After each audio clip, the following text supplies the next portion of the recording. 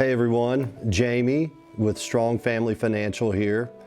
Today, I'm going to be discussing ins and outs, do's and don'ts, should I have, should I not have, everything surrounding estate plans, wills, trust, probate, all that good stuff. And fortunately for you and for me, I'm not going to be telling you a lot about that because I've got the expert right here with me, Mr. David Janigan. David's been with Strong Family Financial and our sister company, Strong Wealth Strategies, since it began, but he's been with Strong Family Financial for, over 13 years now? Does that sound right? 2009. Wow. He's been doing estate plans, I believe, for right at 7 years, if I'm not mistaken. 7 years, yeah. So David, glad to have you here. Thank you. Fresh back from spring break in Houston, Texas. Yep. So, David, I've got a list of questions here that I'd like to ask you, and I'm excited to get your perspective on this. So, Okay. As far as estate planning is concerned, how do I know if I need an estate plan? Everybody is always wondering that, and so our goal is to put that to rest with people to assure that they have a plan in place. And I always tell people, if you own any real property, okay, whether it's one house, 5,000 acres of land, the best thing that you can do is put a plan in place. The other thing that would trigger why it's a good idea is if you had a blended family. So let's just say you had children from a prior marriage, maybe your wife had children from a prior marriage, then you get together, maybe you don't have more children, or you do, you've now got a blended family, and how things play out when the first of you die versus both of you being deceased at the same time could make for a messy settling of the estate. So having a plan in place helps alleviate those problems. And when you talk about having a plan in place, what does an estate plan do? What is a trust? How does it work? Really, in reality, there's only two ways to really settle your estate. And you're either going to go through probate or you're going to use a trust to settle the estate. A trust is bypassing the probate process. Simply put, think of a trust like a box. We build a box, we put all your belongings in this box, okay? While you're alive, you have control over that box if we're setting up a revocable trust. There are different types of trusts, and we don't need to explore all those aspects, but the box is essentially your trust holding everything that you own. Okay. There are some things that you're not going to put in the box, and those would be things like qualified retirement accounts and things like that, and there's ways to deal with all that. But while you're alive, you are in control of that box, and you can do what you want with the things that are in the box. Okay. So you can put more things in the box, you can take things out of the box. So that box essentially has a set of instructions on what's going to happen when the grantors of that trust pass away. So there's a set of instructions that says, do this with everything that's left in the box. And when you pass away, there's no probate involved because the box is essentially its own entity.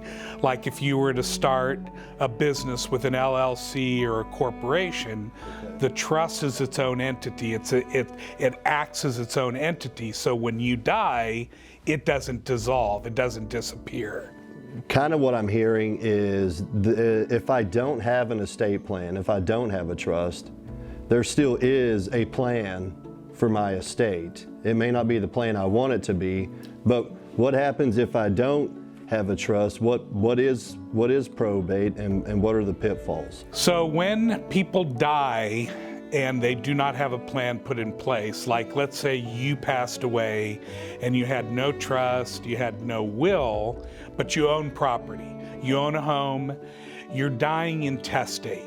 So the courts are going to rely on state statute to distribute your estate. So they're going to look at all of your heirs, who's alive, what you own, and determine how those assets are actually going to be distributed.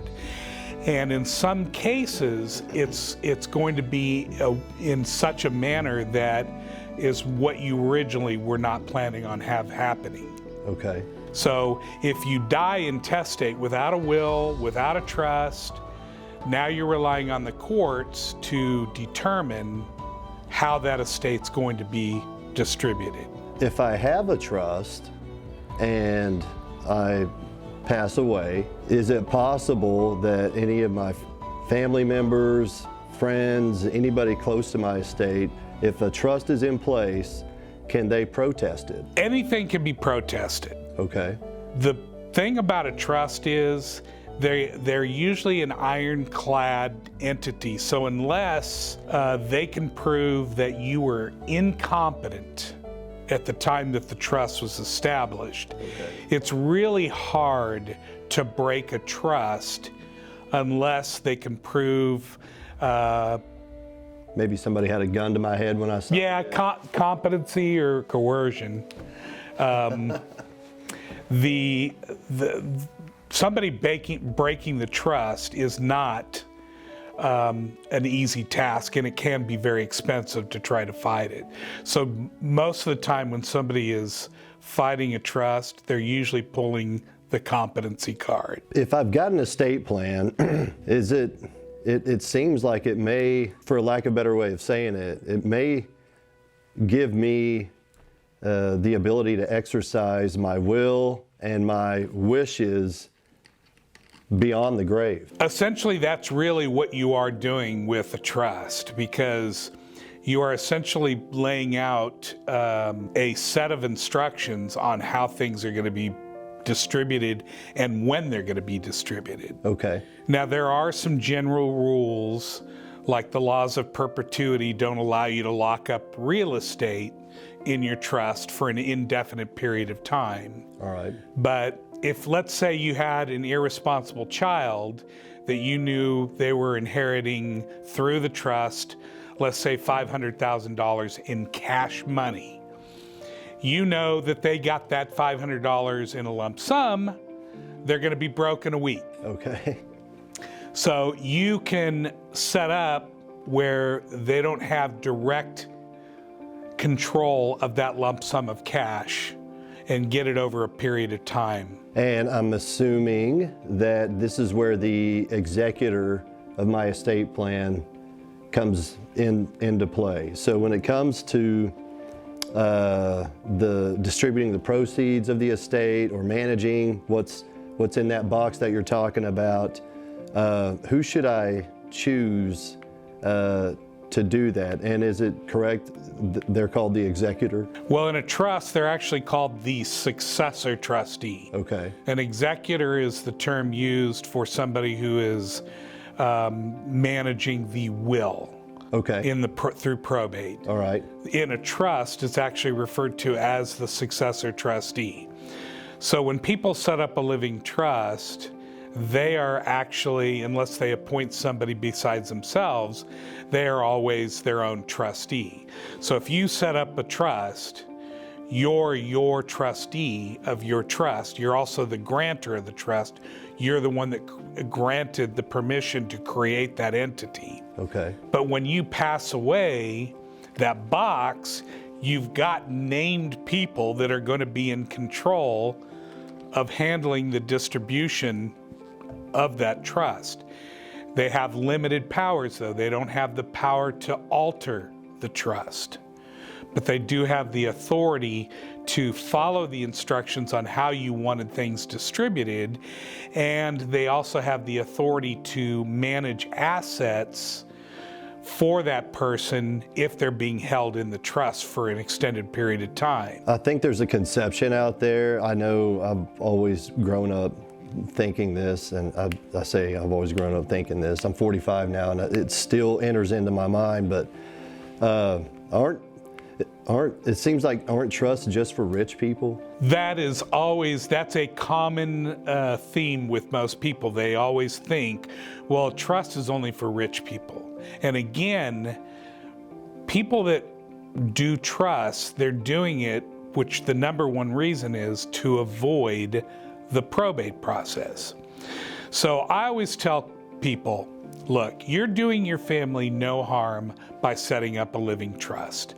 Whether you just own one piece of property or multiple pieces of property, you are establishing an entity that will allow your estate to transfer without going through the probate process. So again, whether it's a large estate or not, as long as you own real property, a trust is always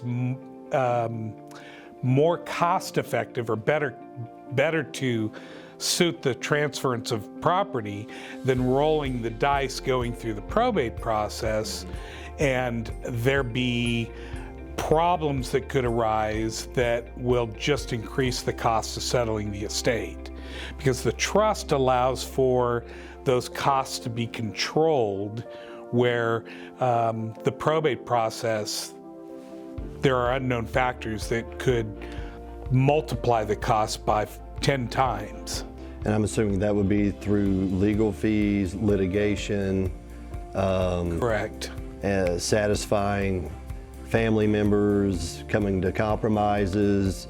If my estate goes into probate, because I don't have an estate plan, I don't have a trust, how long does the probate process take? Well, I always tell people that if you have and can manage to have a clean probate where there's no hiccups, no problems, titles with property are clean, you could probably get away with 6 to 8 months. Wow. But if there's any problems whatsoever, you've heard of people having probates over a year, 2 years, 5 years. I ran into somebody recently, their parents' estate is still in probate, and it's been almost 10 years. Wow. And so if I have a trust, how long does it take to, I guess, execute the trust? Or how long does it, upon my passing, how long does it take for the family to start receiving, hopefully, the benefits of my instruction? Literally, a trust can be distributed and settled within 30 days. Wow. Now, obviously, depending on what's happening with real property, could take that process a little longer. But if you're literally transferring everything to your heirs, I'm 30 days. I was talking about my age a while ago, and that got me thinking. Probably another misconception, one that I know I'm guilty of, but aren't trusts just for older people? Trusts can be established at any given age. Obviously, the younger you are, obviously you're going to probably have to make some changes to it down the road. But the one thing that I always tell people, you never know when you're going to be called to heaven. Yep. So whether you have, whether you're 30, whether you're 50, whether you're 80, if you're competent enough to execute and establish an estate plan, you should always do that. Obviously, younger people, it's important too, because they're probably going to have minor children, which is even going to make a better reason to establish a plan at that age than ever before. Okay. Because minor children, not only are you having to worry about assets being managed by somebody who you may not want managing those assets, but also you can name who you want as guardian for your children in your trust. Which that's a great segue into, outside of money and distribution of property, are there other things the trust can help me do? You mentioned guardianship. How does that work? Well, I mean, when you have minor children, obviously guardianship has to be granted by the courts, but the courts are going to typically honor your request for guardianship for children that are named in the trust. So if you have minor children and you said, well, I want my sister to be the guardian of my children, and if she's not around, I want my brother so-and-so to be the guardian, the courts are going to take that into account, even if another family member is trying to say, no, I want to be the guardian of Jamie's children. So you've spelled out in the trust who you're wanting to be the guardian of your minor children. Important for everybody to know, I have an estate plan. I don't think I'd get away with not having an estate plan with David here. And I do remember a little goading, a little pushing, prompting me to get everything done as far as the funding of the trust, which I feel great that it's in place. But in my case, I guess a unique quality is the fact that I own a business. And so keeping small business owners especially in mind, the trust serves the business just as much as it does any beneficiary of my estate. So explain how trust can help a business owner make sure that that business continues upon his passing. Well, again, the trust gives direction on everything that you own. Now, obviously, if it's a corporation versus an LLC, the corporation, all you're doing is putting ownership under the stock under ownership of your trust, which then the trust says, hey, this stock is being transferred to these particular beneficiaries. And the LLC, the same kind of instructions can be put in place, but when you have, the more assets you have that you own, whether it's cash, whether it's a business, whether it's multiple pieces of property, you are doing your family a great justice by establishing a plan to have your estate distributed so they are not having to deal with the courts and potential people who are wanting to get their hands on things who would otherwise not be able to put their hands on it. What are some common mistakes that people make when they are setting up a trust? So one of the big things that I've seen over the last 7 years is the thing that's the biggest frustration to me is attorneys who will set the trust up, then push the trust over to them, which is an empty box. There's nothing in the box, and then leave it up to the client to get everything put into the box. What I'm proud about is we follow that through to ensure that that box is got everything in it. So when they do pass, they're not having to utilize a document that's referred to as the pour-over will to catch those things, which now they're still having probate happen, when if they would have just followed through at the very beginning to get everything funded into that box. And that's the biggest frustration, and the thing that happens the most is people will set up trusts and they're not funded. So not funded means I've got nothing in my box. There's nothing in it. Okay. And I'm going to use you as a prime example. So that was the circumstance with me. I had seen an attorney and I had set up a trust, but my box was empty.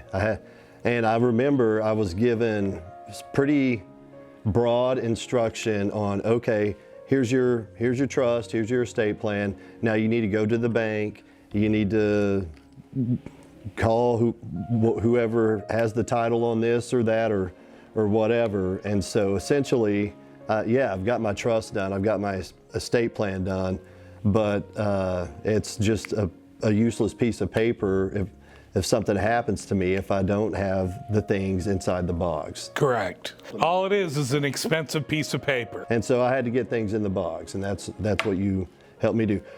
And when I set up a trust, what are the immediate things I really need to get in that box right away? The immediate things would be property, real estate. Okay. and bank accounts. I've got a trust, and years go by. How often should I review that trust?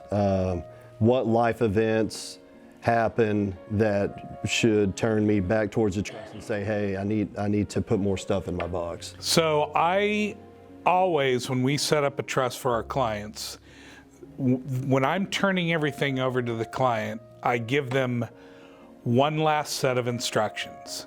Because I said, look, I'm not putting you under 24-hour, 7-day-a-week surveillance. I don't know what you're doing with everyday life. So I expect a phone call for three specific reasons. Okay. One is if you have any changes in your real estate holdings, please call me. Whether you're getting rid of a piece of property, acquiring another piece of property, pick up the phone and call me. Okay. The second reason is if something happens to one of the grantors. So you and Bridget, if something happened to one of you, I expect a phone call from the survivor. Okay.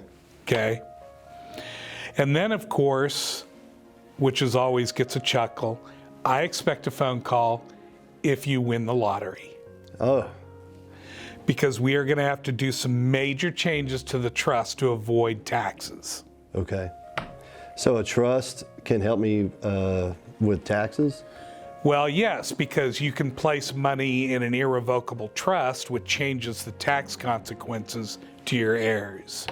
Okay. So there's a lot of things that you can set up, like you can do a life insurance trust, put a lump sum of cash in a life insurance policy, and set it up in a life insurance trust. So there's things that you can do, and that's where your rich people do fancy things to their estate. Well, now that you've won the lottery and you have all this cash, we're going to do some of those fancy things that rich people would normally do. So that's always the third thing that I tell clients that I expect a phone call. All right, so I own a home, I'm married, I have children, all my kids are good kids, and I have a will. And I have a life insurance policy that my wife gets upon my passing. Why do I need a trust? Dollars and cents. So let's say you go through probate, there's no hiccups. We know that the average probate, depending on the size of the estate right now, let's just say your estate, it was $5,000 through the probate process. Okay. All right, $5,000. To pay for a trust would have saved you probably about $1,500 to $2,000. Wow. So if you're a dollar and cents guy, does it make more sense to pay $3,000 versus $5,000 to settle your estate? And you still have the potential with the $5,000 number to actually be higher than $5,000, because I know you don't have a crystal ball to see what actually is going to happen through that process. That brings me to this question. So what I think of what I just heard you say is in the neighborhood of $2,500 to $3,500. Is that about how much it costs to complete an estate? I mean, I've seen attorneys charge a lot more for a basic estate plan. Really? Wow. And I just feel like that, we do a pretty good service for a reasonable cost.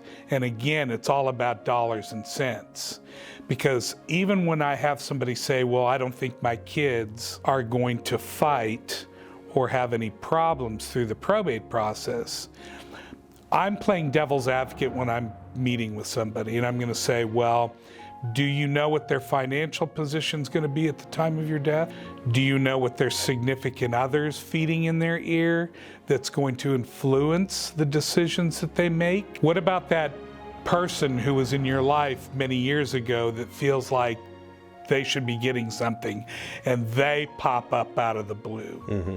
Everybody has a legal right to file a claim against your estate through the probate process. Everybody. Everybody. Anybody. They have to prove their claim, but literally if you died and I felt like that you and I had something that we had discussed, I could file a claim against your estate through the probate process and try to fight that, which now I'm causing controversy in the settling of your estate, Wow. which means now that $5,000 probate, because you thought everything was hunky-dory, is now turning into $10,000, turning into $15,000. And now, instead of 6 months or 8 months to settle, now we're in the second year. Right. Because one guy, So anybody can file a claim. They have to prove that claim, but if I put a claim forth, I will be heard. I'll get the opportunity to prove it, and that's going to go at the speed of the courts, which we know is never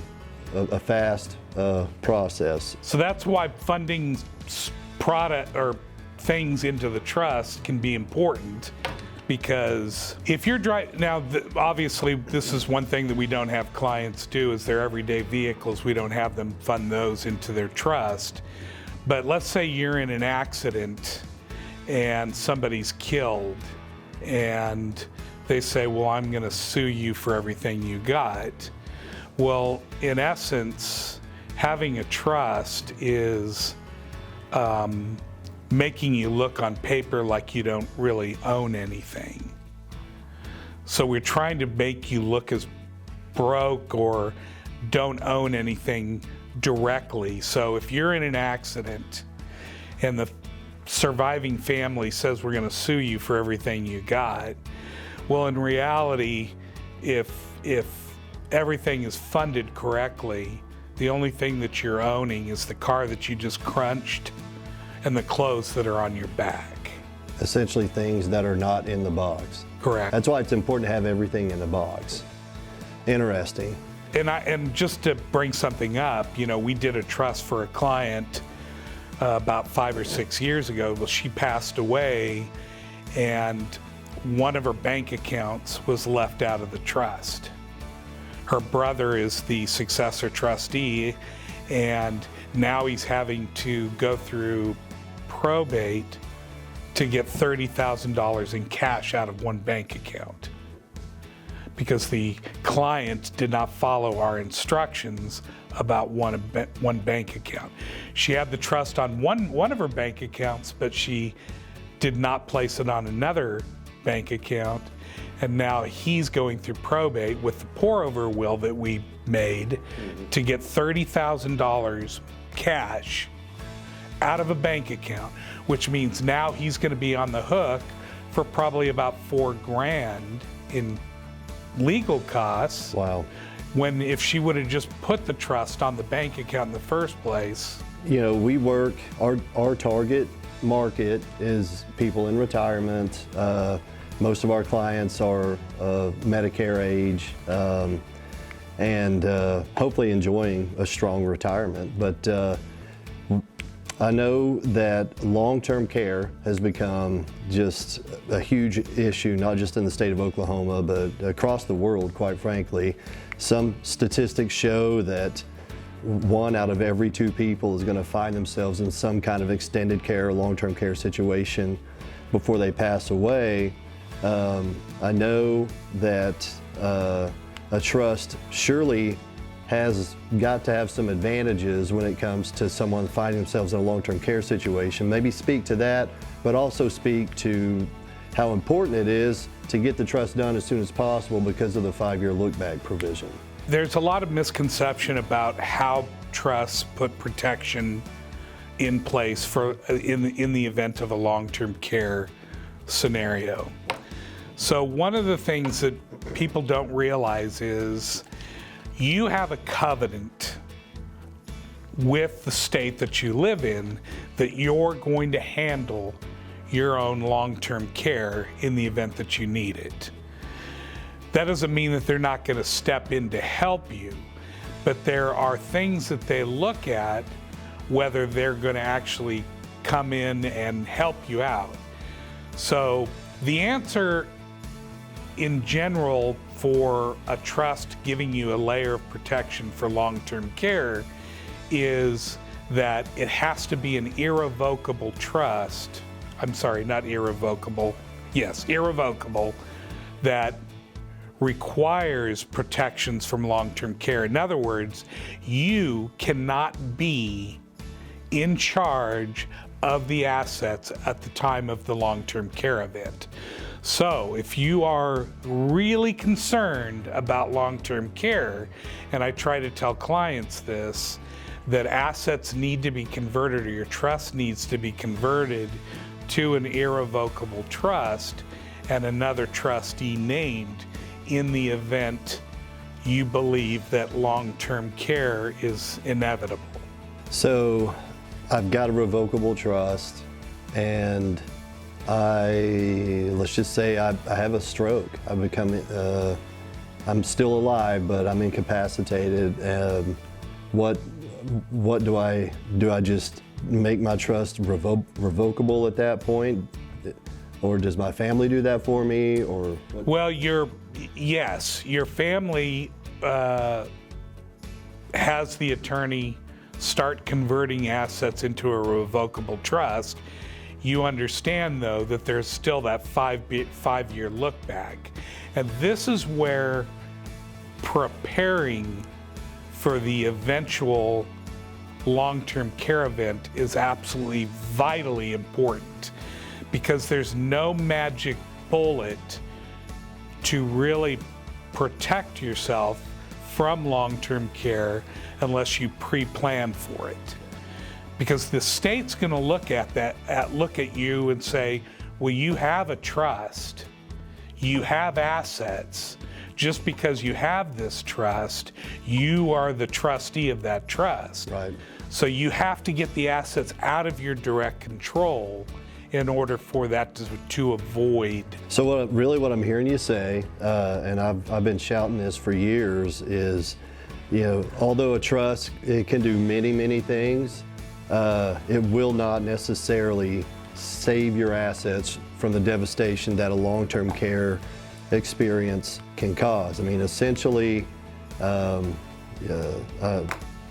it comes to long-term care, I'm guessing your options are really to just be destitute and be on state assistance and receive the kind of care that state assistance is going to get you. You can be, I guess, really wealthy and just pay for it with cash. You can have an insurance policy, which it seems to me like there could probably be a lot more long-term care insurance policies placed out there. It seems to me like that's the one big insurance opportunity that people are actually missing out on. So an estate plan, having my assets in a trust, it's not like if something happens to me that creates a need for long-term care, especially if it's a sudden event like a stroke or something like that. It doesn't necessarily protect my assets. Yes. I strongly advise people, especially if they're in their 50s, if they have the ability to buy into even a life insurance policy that has long-term care benefits tied to it, or they have non-qualified funds, which is after-tax dollars that they can put into a long-term care annuity. If they don't necessarily want to make the strokes on a regular full-blown long-term care insurance policy, there are other ways to do it that are cost-effective as opposed to buying full-blown long-term care policies. But buying long-term care when you're in your 50s is really affordable. Yep. Compared to buying it when you're in your 70s. And underwriting guidelines throughout the years have become a lot more stringent. Yes. So yeah, absolutely. When it comes to your estate plan, any insurance planning, whatever the case may be, you can't be too young to start Never looking at that stuff. Well, David, I really appreciate your time today, man. Good job. There's not a single question I had for you that you weren't able to answer in great detail. So there you have it. I appreciate everybody tuning in. You can't be too young. At whatever age you are, it doesn't matter. Pick up the phone, give us a call. Free, no obligation consultation. We're happy to do that for you. 918-392-2445. Check us out at www.strongfamilyfinancial.com. Look forward to hearing from you soon. Again, my name's David Janigan. Call me at 918-392-2445, or again, check us out at www.strongfamilyfinancial.com.